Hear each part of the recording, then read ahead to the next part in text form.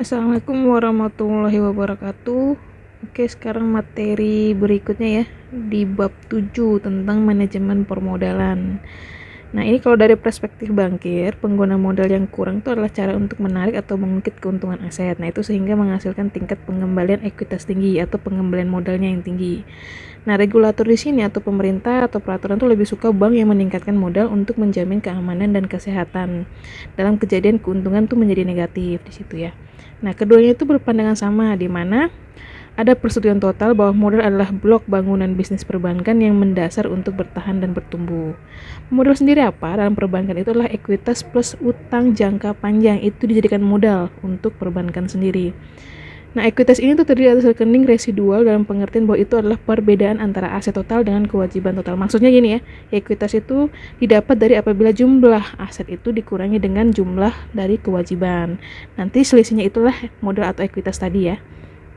Nah, modal bank juga termasuk cadangan yang dibentuk untuk memenuhi kerugian-kerugian operasi bank yang tidak terantisipasi dari pinjam-pinjaman, dari SGU atau SGU itu sewa guna usaha atau leasing ya, nama lainnya, dan sekuritas-sekuritas. Sekuritas itu seperti surat berharga SBI, SPBU, seperti itu. Nah, modal sendiri apa? Modal itu adalah dana yang berasal dari pemilik atau para pemegang saham ditambah dengan agio saham dan hasil usaha yang berasal dari kegiatan usaha bank. Fungsinya itu buat apa? Itu yang pertama adalah sebagai penyangga untuk menyerap kerugian operasional dan kerugian lainnya. Artinya bahwa dia itu berfungsi sebagai pelindung kepentingan deposan. Nah, yang kedua itu sebagai dasar bagi penetapan batas maksimum pemberian kredit. Dan yang ketiga, modal itu menjadi dasar perhitungan bagi partisipan pasar untuk mengevaluasi tingkat kemampuan bank secara relatif dalam menghasilkan keuntungan. Nah, ekuitas ini sendiri terdiri dari saham biasa, saham preferen, surplus, dan keuntungan tidak dibagi. Nah, untuk nilai buku ekuitas itu perjumlahan dari semua komponen. Nah, kalau untuk nilai pasar ekuitas itu merefleksikan tidak hanya nilai ekuitas masa lalu, tetapi juga nilai bank mendatang yang diharapkan. Secara normal, nilai pasar ekuitas itu lebih besar daripada nilai buku ekuitas. Bagaimana dengan utang jangka panjang? Utang jangka panjang itu terdiri atas obligasi subordinasi dan debentur. Itu sumber utang jangka panjang atau LTD ya untuk bank tersebut. Nah, LTD bank ini tuh lebih kecil dari LTD perusahaan non keuangan. Jadi di perbankan itu LTD itu lebih kecil ketimbang perusahaan bukan perbankan atau non keuangan tadi ya. Nah, keunggulannya utama itu adalah penggunaan modal utang. Pembayaran bunga itu dapat mengurangi pajak. Nah, bagi bank kecil penggunaan LTD ini lebih mahal karena adanya transaksi tetap dan kurang liquid. Untuk cadangan, nah penetapan cadangan untuk memenuhi kerugian-kerugian pinjaman itu tidak terantisipasi. Bank itu akan membebankan suatu rekening yang disebut dengan provisi untuk kerugian-kerugian pinjaman atau singkatannya PLL. Cadangan lain itu untuk kerugian pinjaman dapat dilaporkan pada sisi kewajiban neraca dan disebut penghargaan untuk kerugian-kerugian pinjaman.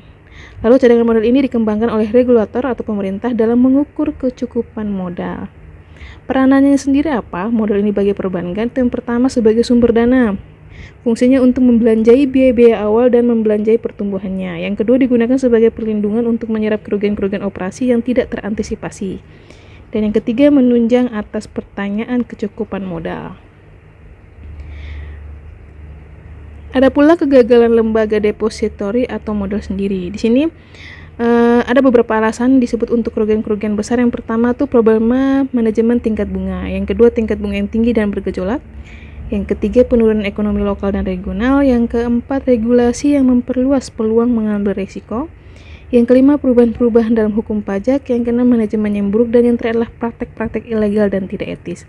Sumber alasan inilah karena adanya asuransi deposito sehingga menciptakan problema moral hazard.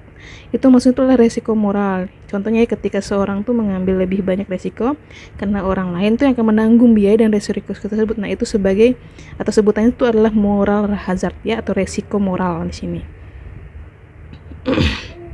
Nah, kalau untuk kecukupan modal itu dipandang berbeda antara regulator dan para pemegang saham.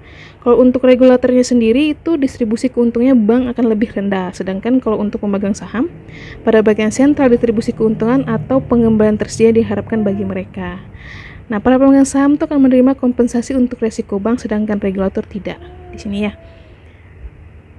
Oke, Kalau untuk kecukupan modal minimum, bank harus memelihara kecukupan modalnya dengan suatu rasio yang kita sebut dengan rasio kecukupan modal atau capital adequacy ratio atau CAR ya. Nah, itu terdapat dua metode perhitungannya. Yang pertama, membandingkan modal dengan dana-dana pihak ketiga, dan yang ketiga adalah kita menggunakan aktiva tertimbang menurut resiko atau ATMR ya, di mana dia itu membandingkan modal dengan aktiva berisiko yang lebih dikenal tadi ya dengan ATMR. Nah, itu dan yang seterusnya adalah kita membandingkan modal dengan dana pihak ketiga. Setelah itu kita perhitung itu akan merupakan rasio modal dikaitkan dengan simpanan pihak ketiga baik giro tabungan atau deposito. Itu rumusnya ya.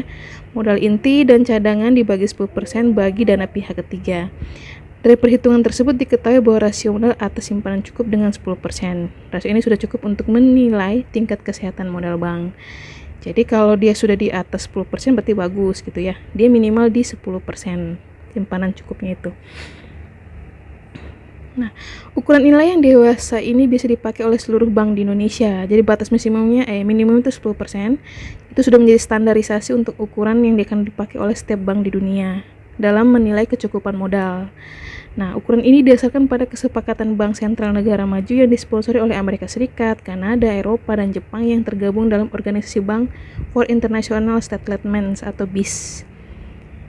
Kesepakatan tersebut dicapai pada tahun 1988 setelah mengevaluasi sistem dan struktur perbankan internasional, dan indikasi yang pertama, krisis pinjaman negara Amerika Latin yang mengganggu peredaran uang internasional. Yang kedua, persaingan tidak fair atau tidak adil antara Bank Jepang dengan negara Eropa, lantaran Bank Jepang itu memberi bunga yang cukup rendah dan menetapkan ketentuan CAR-nya itu hanya 2% atau bahkan sampai 3% saja. Nah, yang ketiga, terganggunya pinjaman internasional yang berpengaruh pada perdagangan internasional. BIS ini dia menetapkan CAR itu sebesar 8% modal terhadap aktiva yang beresiko. Tinggi rendahnya CAR ini dipengaruhi oleh dua. Yang pertama karena modal dimiliki, yang kedua karena risiko pada aktiva atau penyaluran dana. Penentuan persentase CAR ini tuh menjadi salah satu acuan bagi kesehatan bank ya. Karena yang pertama, kewajiban pemenuhan modal minimum tuh sama atau lebih dari 8% dinilai sehat. Kalau dia di bawah 8% atau kurang dari 8% maka dinilai tidak sehat atau kurang sehat.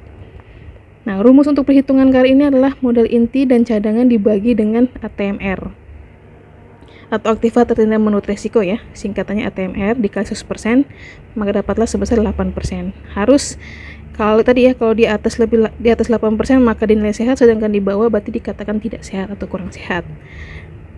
Nah, nilai ATMR itu diperoleh dengan cara mengalihkan nilai item pada neraca aktiva produktif atau administratif dengan bobot resiko. Nah, aktiva produktif tuh seperti yang Ibu sampaikan di bab sebelumnya ya, contohnya seperti SBI, SPBU itu kan termasuk salah satu dalam aktiva produktif yang bisa kita kalikan dengan nilai item tadi ya untuk mendapatkan nilai ATMR tadi. Nah, ini contohnya ya. Yang pertama, pembiayaan KPR sebesar 1M dengan bobot resiko 50%, maka nilai ATMR-nya adalah 500 juta. Kalau contoh, Bank MU mengeluarkan surat jaminan atas permintaan Pemda Jember sebesar 1M dengan bobot risiko 20%, maka nilai ATMR-nya adalah 200 juta. Seperti itu ya. Bagaimana untuk pandangan regulator atau pandangan dari pemerintah? Nah, risiko keuangan itu meningkatkan probabilitas keberangkutan bank. Jelas ini ya dengan adanya RIX tadi. Jika modal tidak cukup untuk menyerap kerugian-kerugian, regulator harus menutup bank berkaitan dengan alat modal. Nah, kebijakan regulator dalam memandang kecukupan modal harus mempertimbangkan kemanfaatan potensial atas keamanan dan kesehatan terhadap biaya-biaya potensial, efisiensi, dan persaingan. Standar-standar modal. Nah, regulator itu menyukai modal tambahan sebagai penyangga terhadap kebangkrutan untuk meningkatkan keamanan dan kesehatan sistem keuangan. Perluasan variasi metode untuk menilai kecukupan modal itu diterapkan oleh regulator. Problema standar modelnya yang pertama tentang keterlaksanaannya, dan yang kedua tentang pertanyaan atas keadilan. Oke, syaratnya agar modal itu disesuaikan dengan risiko. Itu ada dua kategori modal. Yang pertama modal tier 1 atau inti, yang kedua modal tier 2 atau pelengkap. Nah, yang satu ini itu mengukur ekuitas yang dipegang, yaitu sama dengan jumlah ekuitas nyata, di mana itu meliputi saham biasa, surplus, laba ditahan, dan saham preferen perpetual. Nah, cadangan modal itu tidak termasuk dalam ekuitas ya. Sedangkan untuk modal tier 2 terdiri dari cadangan kerugian pinjaman, utang subordinasi, saham preferen jangka menengah, dan item-item selain yang dihitung sebagai modal primer. Macam-macam dari model inti tadi ya, tier 1. Model disetor, itu modal yang telah disetor secara efektif oleh pemilik bank. Ada agio saham, ada cadangan umum, cadangan tujuan, laba ditahan, laba tahun lalu, laba tahun berjalan sebelum pajak juga dihitung 50%, dan laba bersih anak perusahaan. Kalau yang pelengkap itu ada cadangan revaluasi aktifat tetap, ada penyisihan penghapusan aktifat produktif. Tapi di sini untuk yang produktif cadangan dibentuk dengan cara membebani laba rugi tahun berjalan. Nah, P2AP itu hanya boleh dari 1,25% dari ATMR. Terus ada modal pinjaman, dan yang terakhir ada pinjaman subordinasi dengan ciri-ciri. Yang pertama ada perjanjian tertulis pemberi pinjaman dengan bank, terus mendapatkan persetujuan BI, tidak dijamin bank bersangkutan, minimal itu berjangka 5 tahun, terus pelunasan hutang harus dapat persetujuan BI, dan yang terakhir hak tagih itu bila terjadi likuidasi berlaku paling akhir. Nah, untuk modal pelengkap ini hanya dapat diperhitungkan sebagai modal setinggi-tinggi 100% dari jumlah modal inti. Oke, untuk keseragaman persyaratan modal, penetapan rasio-rasio modal primer terhadap aset minimum. Nah, modal primer itu contohnya saham biasa, saham preferen, surplus modal, keuntungan tidak dibagi, cadangan-cadangan modal, dan instrumen-instrumen non-utang lainnya. Penyeragamannya sendiri untuk mengurangi rasio modal atau aset atas kecukupan modal, itu bank-bank besar yang kekurangan modal biasanya menerbitkan modal baru, mengurangi aset-aset likuid yang dipegangnya, dan meningkatkan aktivitas-aktivitas OBS. Seperti itu ya.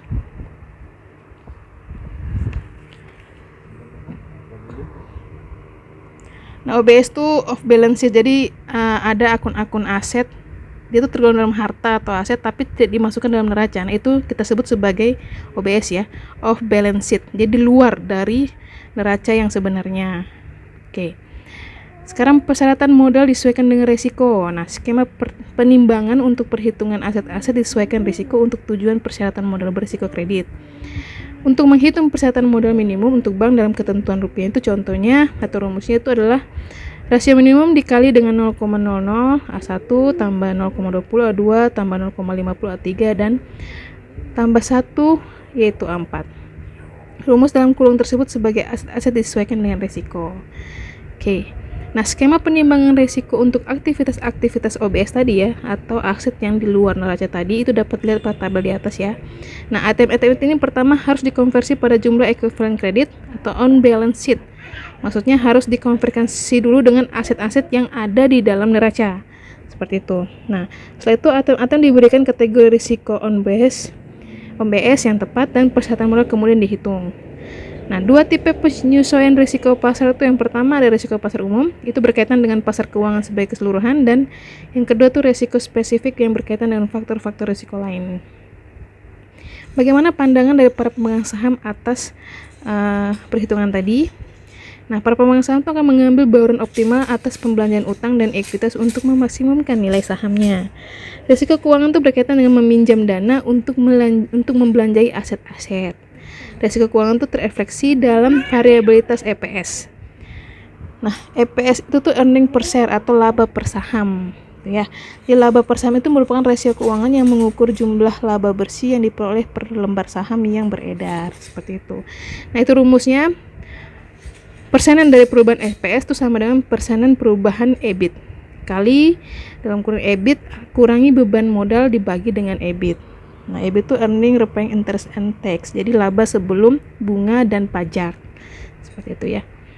Untuk risiko keuangan dan penilaian saham, dalam ketiadaan bentuk disiplin pasar, regulator tuh harus mengontrol leverage bank dengan rata-rata bank ya, dengan menetapkan standar-standar modal dan menentukan biaya kepatuhan pada bank yang melanggar standar-standar ini.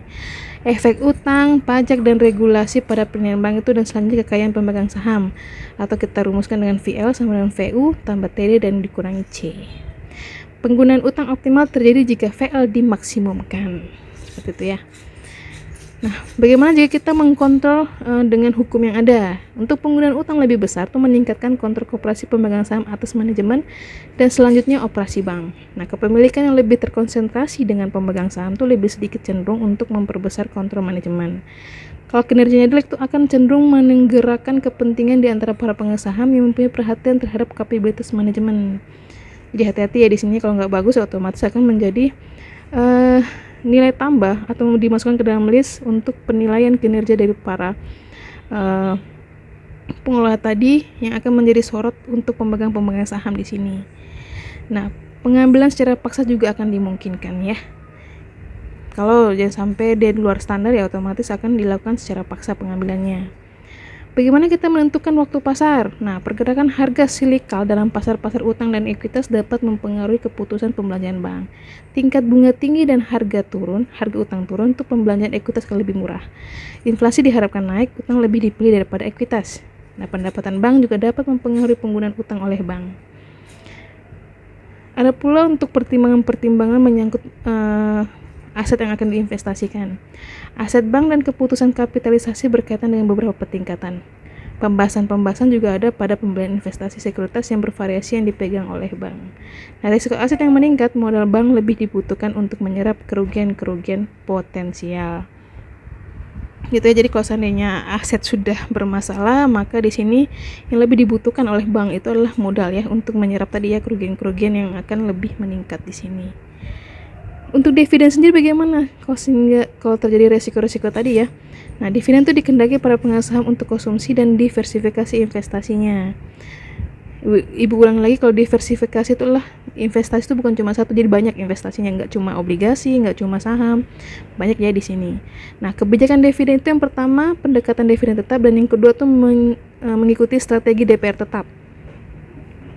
Perusahaan memberikan dividen sebagai cara untuk memberi sinyal kepada para pengusaha saham atas perubahan mendatang yang diharapkan dalam keuntungan. Nah, kebijakan dividen itu optimal dalam pengertian memaksimumkan harga saham.